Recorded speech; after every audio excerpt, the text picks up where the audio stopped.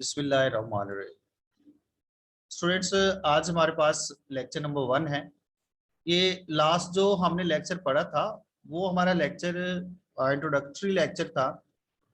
उसमें जस्ट हम देख रहे थे हमारी बुक क्या है और उसमें हमने करना क्या है। आज हमारा ये प्रॉपरली लेक्चर है और जो हमारी कोर्स आउटलाइन है उसके हिसाब से आज हम इस लेक्चर को डिस्कस करें और थ्रू आउट जितने भी आगे हमारे लेक्चर चलते रहेंगे वो हमारी कोर्स आउटलाइन के हिसाब से ही चलते रहे। तो फर्स्ट कोर्स आउटलाइन हमारे पास इंट्रोडक्शन टू रिसर्च है।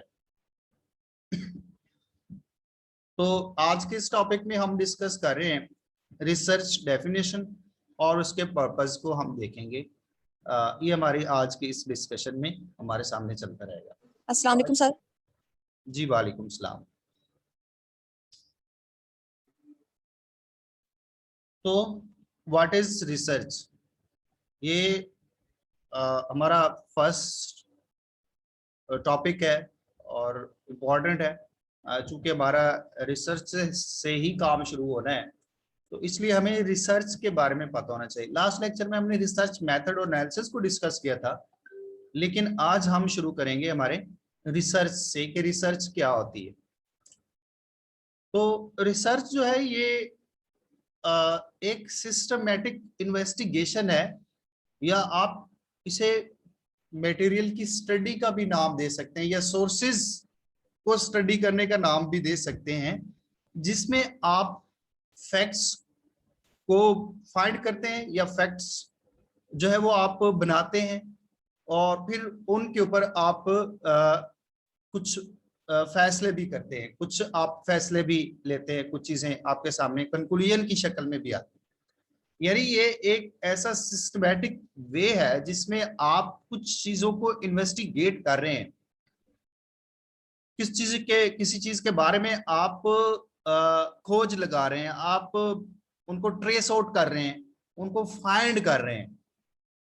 और ये जो आपकी खोज चल रही है, ये जो आप इन्वेस्टिगेशन चल रही है, ये एक सिस्टमेटिक वे से चल रही है। स्टूडेंट, यहाँ सिस्टमेटिक इस टर्म को डिफाइन करना जरूरी है।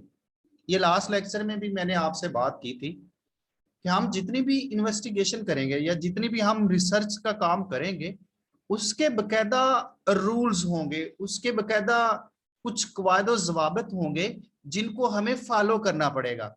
लाजमी तौर पे ये चीज जरूरी है। आप कोई भी चीज इन्वेस्टिगेशन में लाएंगे तो आपको कुछ मेथड्स को, कुछ तरीकाकार को आपको फॉलो करना पड़ेगा। बकायदा एक मुनज्जम तरीका आपके सामने आएगा, उस तरीके को आप फॉलो करेंगे या उसी के हिसाब से आप अपनी इन्वेस्टिगेशन या आप अपनी रिसर्च का काम करेंगे। तो कोई भी आप रिसर्च कर रहे हैं तो उसमें एक सिस्टमेटिक वे आपको मिलेगा, तरीकाकार मिलेगा जिसको आपको फॉलो करना पड़ेगा। एक तो रिसर्च इस चीज का नाम है कि आप कोई भी चीज इन्वेस्टिगेट कर रहे हैं, आप एक सिस्टमेटिक वे से आप उसको इन्वेस्टिगेट करें, या आप किसी भी चीज के बारे में आप अगर खोज लगा रहे हैं तो अगर आपने एक मुनज्जम तरीके से या एक पूरे सिस्टमेटिक वे को फॉलो करते हुए आप इन्वेस्टिगेशन कर रहे हैं तो ये आप रिसर्च का काम कर रहे हैं। और दूसरी बात कि आप ये रिसर्च करते क्यों, या आप ये सिस्टमेटिक जो इन्वेस्टिगेशन कर रहे हैं ये क्यों कर रहे हैं। तो यहाँ पे वो कह रहा है कि ये हम इसलिए कर रहे हैं कि to establish facts and reach new conclusions, कि यानी हम जो रिसर्च करें उसमें हमारे सामने नए नए फैक्ट्स हमारे सामने आते रहें, हमारे सामने फैक्ट्स। अच्छा, यहाँ बात फैक्ट्स को डिफाइन करना भी जरूरी कि ये फैक्ट्स क्या होते हैं। देखिए, फैक्ट्स जो है वो कोई भी चीज जो रियलिटी में हो, जैसे आप कोई डाटा इकट्ठा कर लेते हैं। अच्छा, मोस्टली हम उस चीज को देखते हैं, जैसे आपने डाटा की डेफिनेशन में भी देखा होगा कि data is a collection of raw facts and figure. तो वहां फैक्ट्स को अगर हम देखें तो वो चीज हमारे सामने फैक्ट्स आती है जो हकीकत में होती है। जैसे फॉर एग्जांपल कोई पिक्चर है, रियलिटी में है, कोई इवेंट हो जाता है, रियलिटी में है, किसी पर्सन का नाम है और वो बंदा मौजूद है, रियलिटी में, किसी जगह का नाम है या कोई जगह है वो रियलिटी में है। तो ये सारी चीजें जो हमारे फैक्ट्स में आती हैं। तो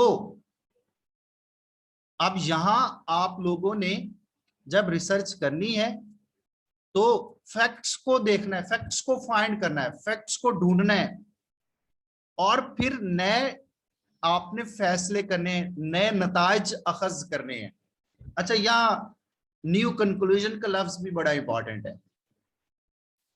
स्टूडेंट्स, जब भी आपको रिसर्च का काम दिया जाएगा तो वो टॉपिक या वो प्रोजेक्ट ऐसा होगा जिसको आपको क्लैरिफाई करना होगा, या जिसको आपको वाजे करना होगा कि ये जो बात कही गई है ये ठीक है या नहीं है।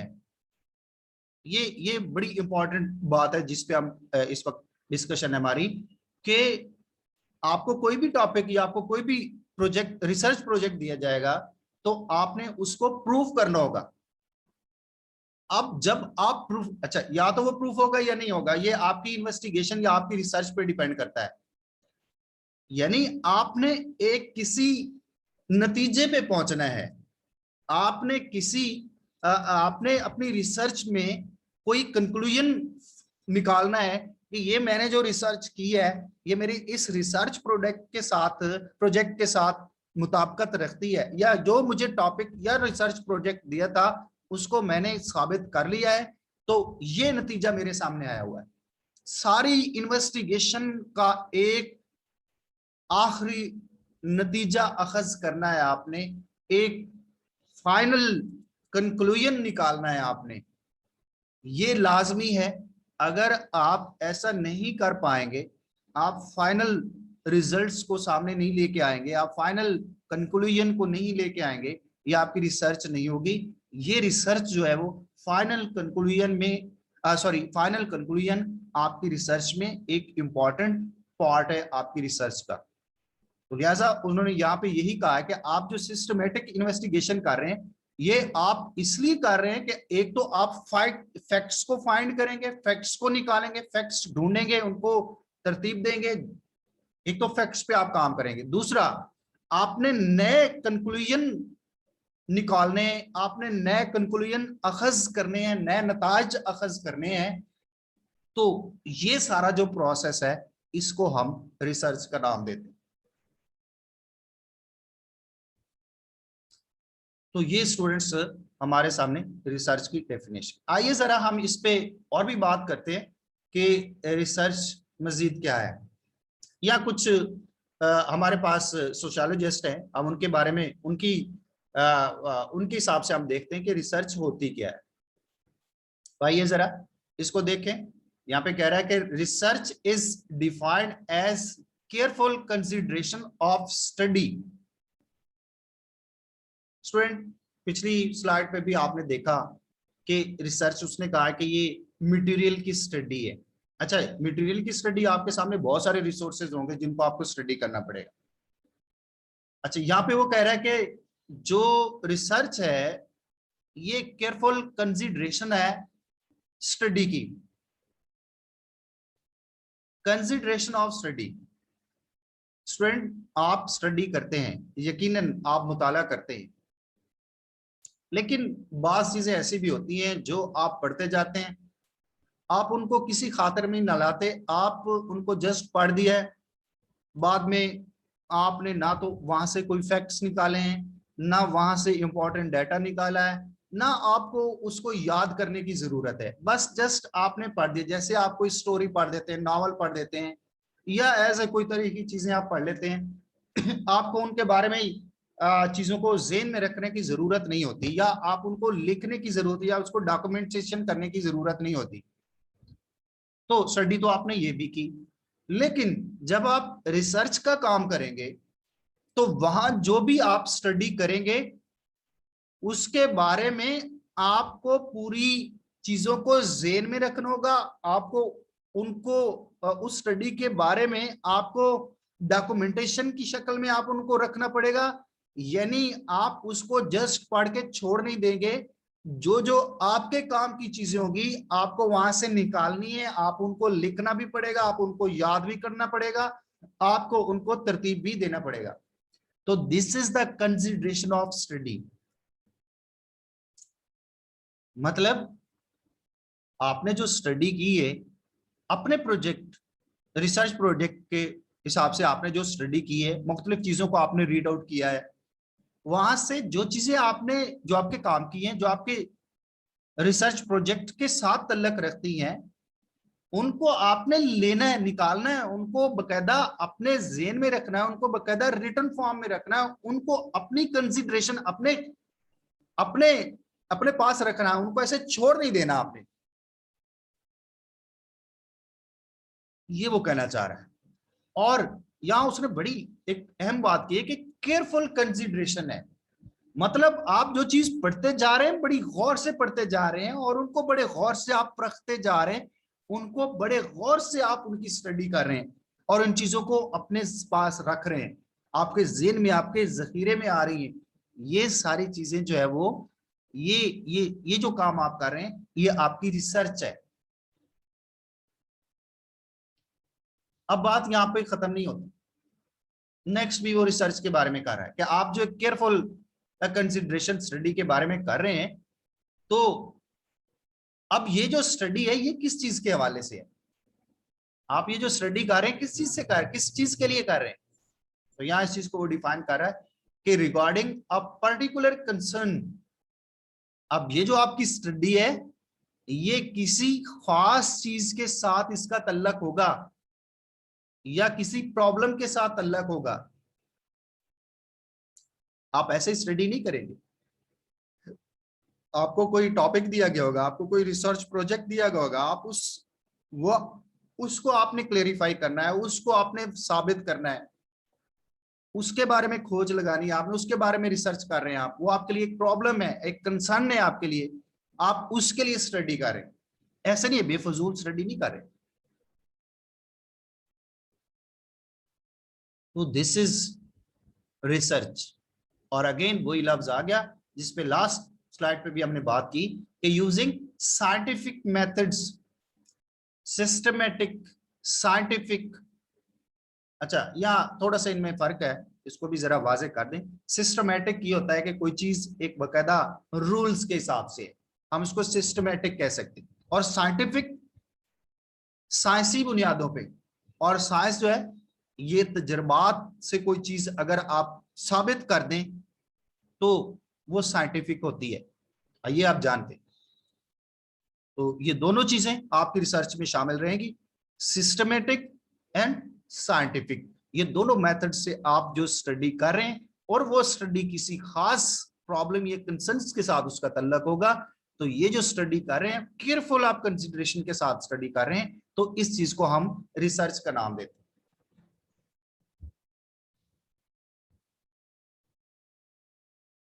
होपफुली आपको स्टूडेंट्स कुछ समझ आ गई होगी कि रिसर्च होती क्या है।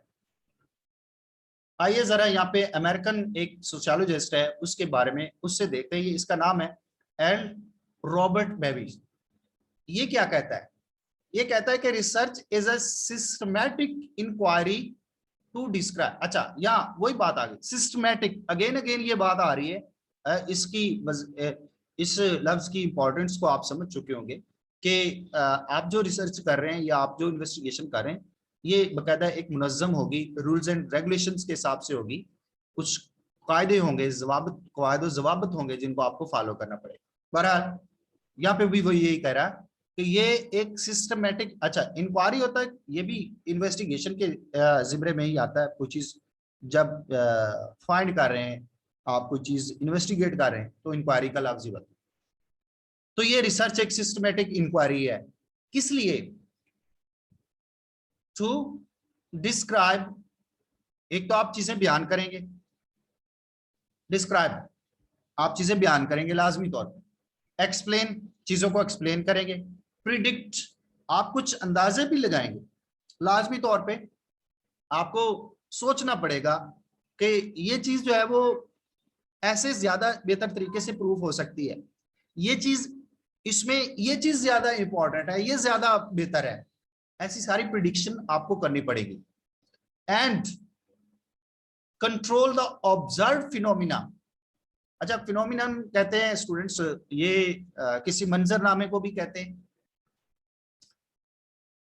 आप कोई आपके सामने जैसे कोई एक नॉवल है, कोई कहानी है, कोई स्टोरी है, आप उसके सारी चीज को देखें, एक सैरबीन आप देखें उसको, एक तायराना नजर से आप देखें, तो वो जो स्टोरी है, जो नावल है, वो आपके लिए एक फिनोमिना है।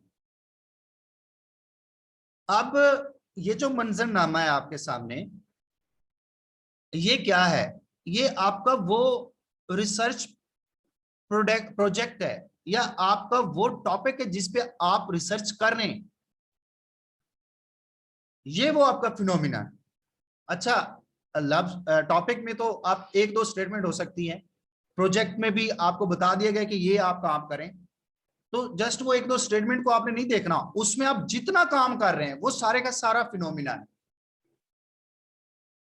अब जो आपने जिन जिन चीजों को आपने रीड आउट किया, जो जो चीजें आपने वहां से अखज की, जो चीजें निकाली, डॉक्यूमेंट की आपने, वो सारे का सारा ये सारा प्रोसेस जो है ये आपका फिनोमिना। तो रिसर्च, आप किसी मंजरनामे को, जिसको आप ऑब्जर्व कर रहे हैं, जो आपका ऑब्जर्व हो चुका है, उसको बयान करना, उसको एक्सप्लेन करना, उसको प्रिडिक्ट करना और उसको कंट्रोल करना, ये सारी चीजें जो है ये आपकी रिसर्च कहलाती है।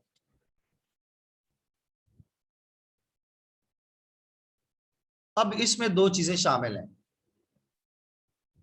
दो मेथड से आप, ये लास्ट टाइम भी हमने रिसर्च मेथड पे बात की, तो यहाँ पे हमारे सामने दो मेथड्स आ रहे हैं जिनको मोस्टली अप्लाई किया जाता है। अच्छा, ये दो मेथड्स जो है वो ये इस अमेरिकन जो सोशियोलॉजिस्ट है इसके हवाले मुताबिक हैं। तो इसमें वो कहता है कि दो जो है वो मेथड इसमें शामिल है।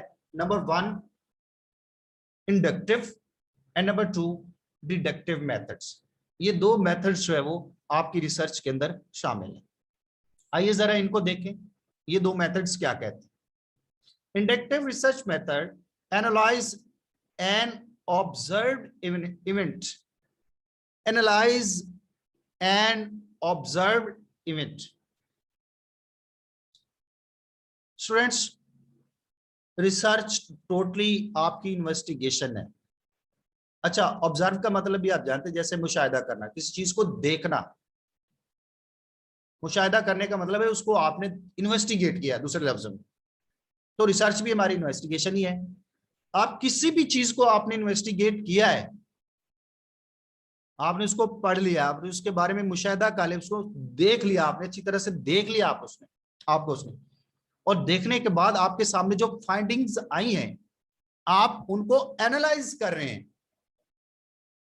कि ये जो चीजें मैंने इस स्टडी से निकाली, इस रिसर्च से मैंने ये इन्वेस्टिगेशन से जो मैंने चीजें ये निकाली हैं, क्या ये मेरे रिसर्च प्रोजेक्ट के साथ मुताबिकत रखती हैं या नहीं है, ये उससे कंसर्निंग है या नहीं है, या जो चीज मैं फाइंड कर रहा था ये उससे रिलेटेड है या नहीं है। ये चीज जो जब आप कर रहे हैं तो ये चीज हमारा एनालिसिस है। ये लास्ट लेक्चर में भी हमने इस पे बात किया। तो इंडक्टिव रिसर्च मेथड में आप क्या करते हैं, जो जिस चीज को आपने ऑब्जर्व कर लिया है और उसमें आपने फाइंडिंग्स ले ली हैं, तो फिर देन आप उसको एनालाइज करते हैं कि ये मेरी रिसर्च प्रोजेक्ट के साथ इसका तल्लक है या नहीं है। ये चीज आप जब कंपेयर कर रहे हैं, मुआवजा कर रहे हैं इस चीज का, तो ये चीज जो है वो इस मेथड को हम इंडक्टिव रिसर्च मेथड का नाम देते हैं।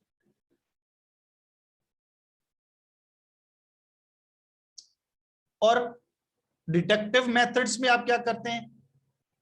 Detective methods verify the observe events. Verify, students, आपने इन्वेस्टिगेशन कर ली, आपने फाइंडिंग्स ले ली, आपने चीजों को ले लिया जो आपसे रिलेटेड थी, आपने उनको एनालाइज भी कर लिया थी, ठीक है। उसके बाद वेरिफिकेशन का अमल भी है। अब आप समझ रहे होंगे कि रिसर्च जो है वो ये किन फेजेस में से गुजर रही है। वेरिफिकेशन क्या है? वेरिफिकेशन ये चीज है कि आपने फाइंडिंग्स ली, हो सकता है आप अपनी रिसर्च में वो चीज भी लेके आ जाएं जो इररेलेवेंट हो सकता है, ये चीज हो सकती है, पॉसिबल हो सकती है। आपने अपने अपने पेपर में, अपने प्रोजेक्ट में, अपने अपने डॉक्यूमेंटेशन में वो चीज लिख ली, आपने इररेलेवेंट चीज भी लिख ली, आपको लगा ये मुताबिकत रखती है, ये कंसर्निंग है मेरे प्रोजेक्ट के साथ, आपने उसको लिख लिया, लेकिन बाद में आप सोचते हैं कि अच्छा आपने उसको लिख लिया, आपने उसे एनालाइज भी कर लिया, उसको लिख लिया या अपने रिसर्च में उसको शामिल कर लिया, तो यहां तक बात खत्म नहीं होती। अब उसको बाद में भी आपको एक रिव्यू करना पड़ेगा, आपको उसको देखना पड़ेगा, उसको टेस्ट करना पड़ेगा कि जो चीज मैंने अपनी रिसर्च में ये चीज शामिल की है, ये क्या मेरे टॉपिक या मेरे रिसर्च प्रोजेक्ट के साथ तल्लक रखती है या नहीं रखती, इसको आपको वेरीफाई करना पड़ेगा। जैसे फॉर एग्जांपल रिसर्च पेपर लिखे जाते हैं, ये बहुत सारी चीजें, ये पेपर्स मोस्टली स्टूडेंट्स के सामने आते हैं, उसमें एक टॉपिक असाइन किया जाता है और स्टूडेंट्स को कहा जाता है कि जी आप रिसर्च करें, इसके लिए रिसर्च पेपर लिखा जाता है। अब वो रिसर्च पेपर जब लिखा जाता है तो अपने मुतलका टीचर को या अपने टीचर को उसको सेंड किया जाता है, वो उसको देखता है कि स्टूडेंट्स ने क्या इसको ठीक लिखा है या नहीं लिखा, तो जब वो उसको देख रहा है तो वो वेरीफाई कर रहा है। तो ये एक जरा स्टडी स्कीम के हिसाब से वो चल रहा है, लेकिन जब भी कोई रिसर्च की जाएगी उसको वेरीफाई भी किया जाएगा कि ये चीज जो है वो कंसर्निंग है या नहीं। तो जब ये वेरिफिकेशन का काम हो रहा है, ये आपका काम हो रहा है डिडक्टिव मेथड्स में, इस चीज को आप लेके आ रहे हैं। Inductive approaches are associated with qualitative research. Students, qualitative research. Students qualitative अगर हम देखें तो क्वालिटेटिव का मतलब है कैफियत के, जिस चीज का तल्लक कैफियत के साथ हो। मसलन ये कोई हालत है, जैसे कोई सही भी हो सकती है या गलत भी हो सकती है, ये कैफियत है। हम जैसे सही पढ़ते हैं या सही नहीं पढ़ते, ये हमारी एक क्वालिटेटिव अप्रोच, हम इसको कैसे कंडीशन कह सकते हैं हम इसको। जैसे कोई चीज आपने बनाई वो ठीक है या नहीं है, ये क्वालिटेटिव अप्रोच हम उसको या उसकी कंडीशन को कहेंगे। आपका जो इंडक्टिव अप्रोच है ये क्वालिटेटिव रिसर्च के साथ उसका तल्लक है। जैसे हमने देखा कि हम उसमें एनालाइज करते हैं, देखते हैं कि ये चीज सही है या नहीं है, तो हमने जो रिसर्च किया हम उसकी क्वालिटी को देख रहे हैं, उसकी देख रहे हैं कि ये हमारे रिसर्च प्रोजेक्ट के साथ इसका तल्लक है या नहीं है। क्वालिटेटिव कैफियत का सही होना या गलत होना, मुताबिकत रखना या ना रखना, ये चीज जो है वो आपकी क्वालिटेटिव अप्रोच है, और ये आपकी इंडक्टिव अप्रोच में या इंडक्टिव प्रोसेस में मेथड में आप इस चीज को लेके आते। और दूसरी तरफ जो हमारे पास डिडक्टिव मेथड्स है, ये इनका तल्लक होता है क्वांटिटेटिव एनालिसिस के साथ। क्वांटिटेटिव एनालिसिस के साथ, अच्छा क्वांटिटेटिव कहते हैं कोई अदाद शुमार या तादाद को भी कह देते हैं। मसलन आपसे कहा जाता है जी आप अपने रिसर्च पेपर में 10 पेजेस आप इंक्लूड कर सकते हैं, तो ये जो है वो आपका क्वांटिटेटिव एनालिसिस है। यानी जब आप पेपर लिखेंगे आप उसको 10 पेजेस तक रखेंगे। अब अगर आप 10 पेजेस से आगे चले जाते हैं तो आपने वो लास्ट लिमिटेशन को क्रॉस कर लिया, तो क्वांटिटेटिवली आपने एक गलत काम किया। जब इस चीज को देखा जाएगा तो ये जो मेथड, जिस मेथड से इस चीज को देखा जाएगा कि ये स्टूडेंट ने 10 पेजेस से अब ज्यादा लिखा है या कम लिखा है, तो उस वक्त ये आपका डिडक्टिव मेथड अप्लाई किया जा रहा होगा। इसी तरह आपसे कहा जाता है जी मेन हेडिंग्स को आप 14 उसका साइज रखें, पीटी रखें, और जो दूसरा आप टेक्स्ट लिखें उसका 12 पीटी आप उसका साइज रखें। तो जब इस चीज को देखा जाएगा तो ये आप क्वांटिटेटिव जो है ये एनालिसिस किया जा रहा होगा। तो ये बहरहाल कुछ चीजों को तादाद की शक्ल में देखना, उस चीज को हम क्वांटिटेटिव एनालिसिस का नाम देते हैं। तो ये दो चीजें आपकी रिसर्च में शामिल रहती हैं। ये दो मेथड्स इंपॉर्टेंट हैं। जब भी आप कोई रिसर्च करेंगे तो उस इन चीजों को, इन मेथड्स को आप अपनी रिसर्च में जरूर अप्लाई करें।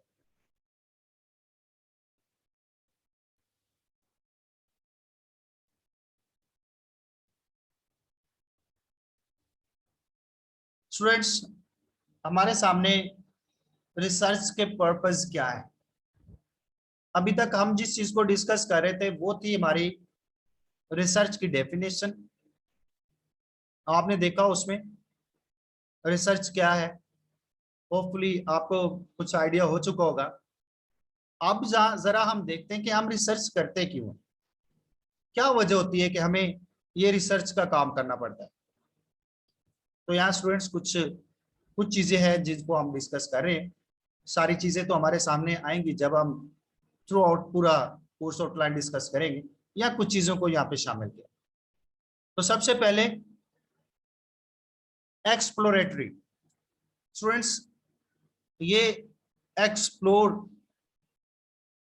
के लफ्ज से ये लफ्ज निकला है, और एक्सप्लोर को आप जानते हैं जैसे कोई चीज दरियाफ्त कर लेना, किसी चीज को ढूंढ लेना, फाइंड कर लेना, ये चीज एक्सप्लोर के मीनिंग्स में आता है। तो एक्सप्लोरेटरी, अब नाम से भी आपको ये बात वाज़ेह हो चुकी होगी, या रिसर्च के पीछे डेफिनेशंस में भी हमने देखा कि हम चीजों को फाइंड करते हैं, इन्वेस्टिगेट करते हैं, उनको दरियाफ्त करते हैं, उनको निकालते हैं।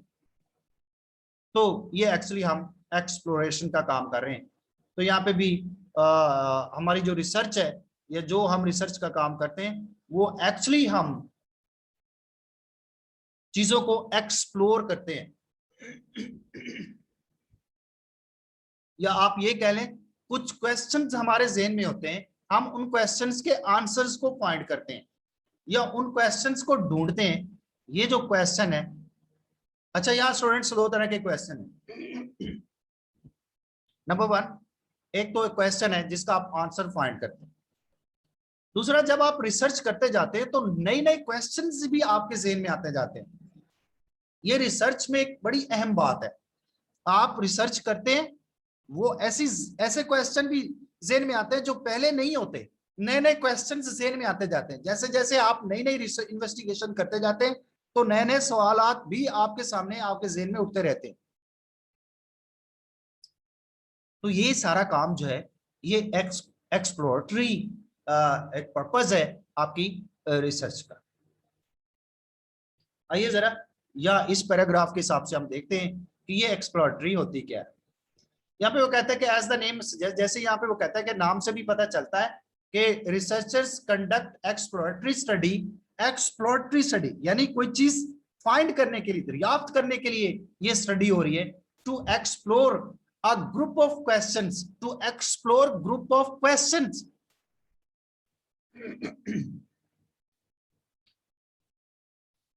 स्टूडेंट्स, मैंने अभी आपसे बात की कि जब रिसर्च का काम होता है, कुछ क्वेश्चन तो हमारे ज़हन में पहले ही होते हैं जिनका हम आंसर तलाश कर रहे होते हैं, और जब हम इन्वेस्टिगेशन करते जाते हैं, ये रिसर्च करते जाते हैं, तो नए नए क्वेश्चन हमारे ज़हन में आते जाते हैं।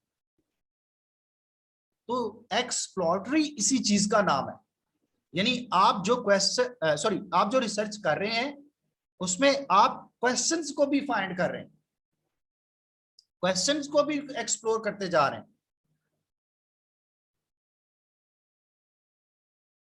This is the exploratory purpose of the research. आइए जरा नेक्स्ट देखें। The answer and analytics may not offer a conclusion to the perceived problem. Students, आपके ज़हन में कुछ आंसर्स हैं, या आपको जो एनालिसिस आपने किए हुए हैं उसमें आपके पास कुछ आंसर्स हैं। तो ये पॉसिबल है कि वो आंसर्स जो है आपकी रिसर्च प्रॉब्लम को क्लेरिफाई ना कर सकें। ये बहुत ज्यादा पॉसिबिलिटी होती है। मीन आप रिसर्च करते जा रहे हैं, आपके सामने नई नई चीजें आती जा रही हैं, नए नए क्वेश्चन जो आपके जेहन में आ रहे हैं उनके भी आंसर्स आपको मिलते जा रहे हैं। लेकिन ये भी हो सकता है कि ये जो क्वेश्चन आ रहे हैं, ये जो आंसर्स आ रहे हैं, हो सकता है हमारी रिसर्च से उनका तल्लक ना हो। बहुत ज्यादा चीजें होती है, ये बहुत ज्यादा पॉसिबिलिटी होती है, नई नई चीजें आपके सामने आती रहती हैं, लेकिन वो होती नहीं, हमारी रिसर्च से उनका तल्लक नहीं होता। ये चीज बहुत ज्यादा पॉसिबल है।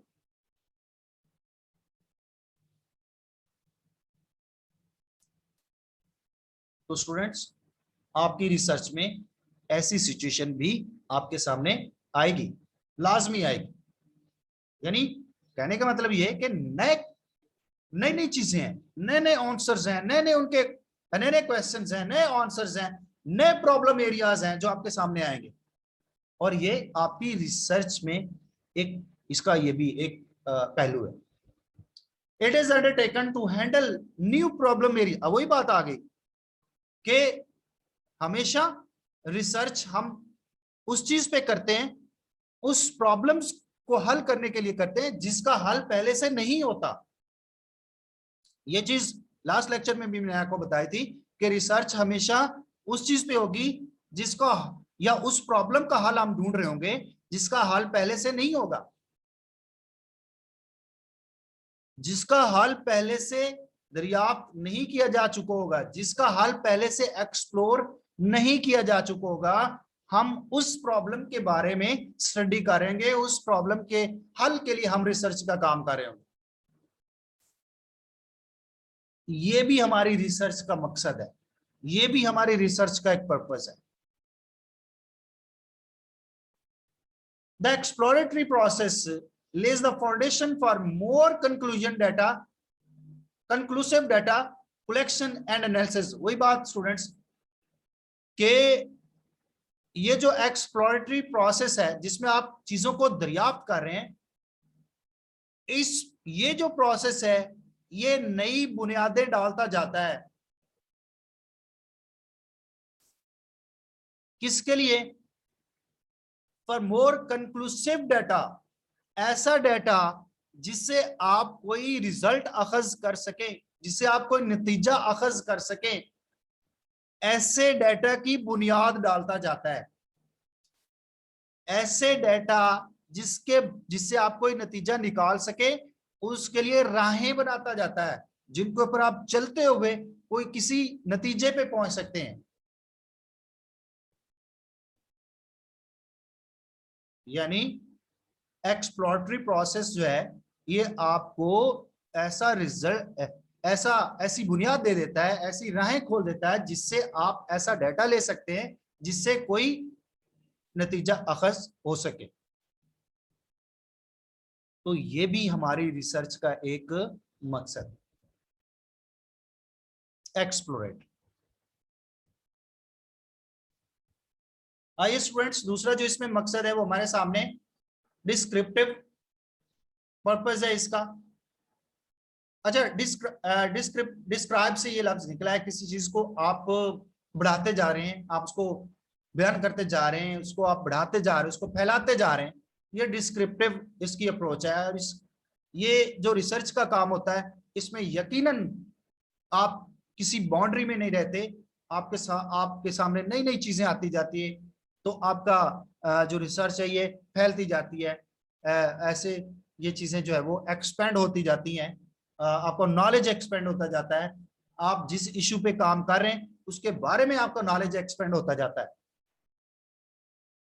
तो रिसर्च का ये भी एक मकसद है कि आपके नॉलेज को एक्सपेंड, आपके नॉलेज को फैलाया जाए, वसी किया जाए। ये रिसर्च का एक अहम मकसद है।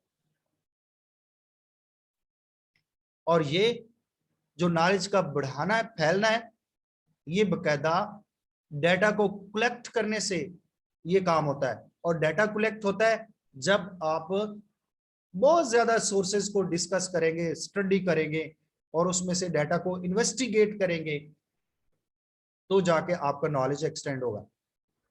तो ये भी हमारा एक मकसद होता है इस रिसर्च के लिए। आइए जरा इस पैराग्राफ को देखें। It focuses on expanding knowledge. वही बात आगे कि हम नॉलेज को बढ़ाते हैं, फैलाते हैं ऑन करंट इश्यूज, वो इश्यूज जिनको आप हल करने जा रहे हैं अपनी रिसर्च के अंदर, उनके बारे में आपको नॉलेज बढ़ जाता है through a process of data collection. Data को इकट्ठा करने से जिन इश्यूज को आप सॉल्व कर रहे हैं उसके ऊपर आपका नॉलेज भी एक्सटेंड होता जाता है। Descriptive study describe the behavior of a sample population. Students, sample population का मतलब ये है कि आपके सामने एक प्रॉब्लम आई, वो आ गई, किसी ने आपको स्टेटमेंट दी, किसी ने आपको प्रोजेक्ट दिया कि इस पे काम करो, वो एक सिंपल सी स्टेटमेंट है, वो एक सिंपल सी डिस्क्रिप्शन है, लेकिन जब आप उस पे काम करेंगे तो आप उसकी डीप में चले जाएंगे, आपको बहुत ज्यादा वर्क करना पड़ेगा, आपको बहुत ज्यादा स्टडी करनी पड़ेगी, आपको बहुत ज्यादा सोर्सेज को खंगालना पड़ेगा। तो इससे वही फायदा है कि आपका नॉलेज बढ़ता जाएगा। ये भी इसका एक प्रोसेस है।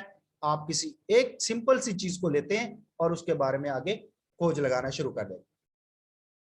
Only one variable is required to conduct the study. आप स्टूडेंट्स यहाँ पे वो कह रहे हैं कि हम ये जो खोज लगाएंगे, जो इन्वेस्टिगेशन करेंगे, ये जो चीजों को स्टडी करेंगे रिसर्च में, उसमें किसी एक चीज का होना ही काफी हो सकता है, कोई एक प्रॉब्लम ही काफी हो सकती है जिसको आप लेके आगे स्टडी करेंगे।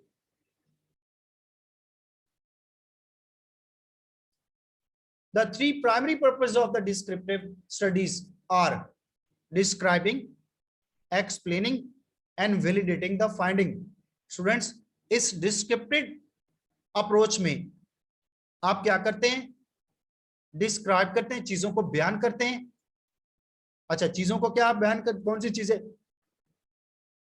जो वो डाटा जो आपकी जिसके लिए आप सॉरी, वो डाटा जो आपकी प्रॉब्लम स्टेटमेंट को सॉल्व कर रहा है, जो आपकी इश्यूज जिसके ऊपर आप काम करें उनको, उनके सॉल्यूशन के लिए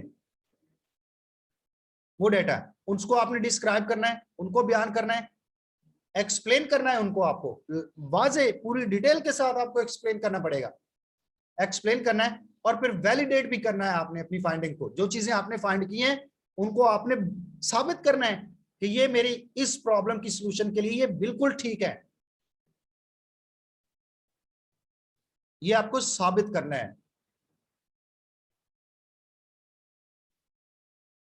तो ये भी हमारी रिसर्च का एक मकसद है, इसके लिए भी हम रिसर्च का काम कर रहे होते हैं।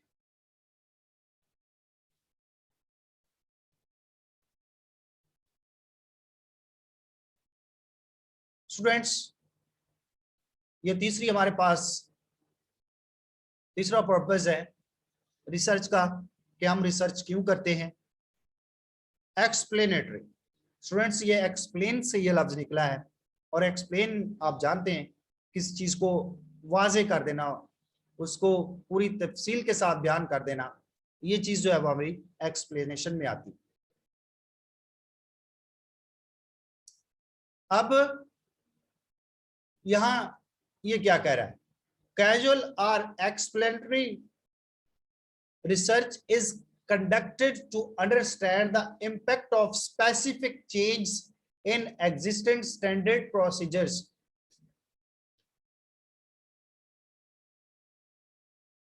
स्टूडेंट, सबसे पहले हम बात कर लेते हैं एग्जिस्टिंग स्टैंडर्ड प्रोसीजर्स पे।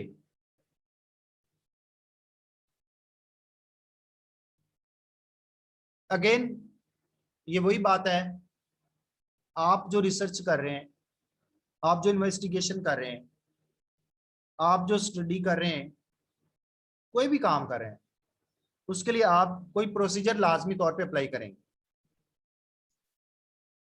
किसी प्रोसीजर को अप्लाई करते हुए आप ये इन्वेस्टिगेशन का काम, आप ये रिसर्च का काम करेंगे, कोई मेथड्स आप अप्लाई करेंगे।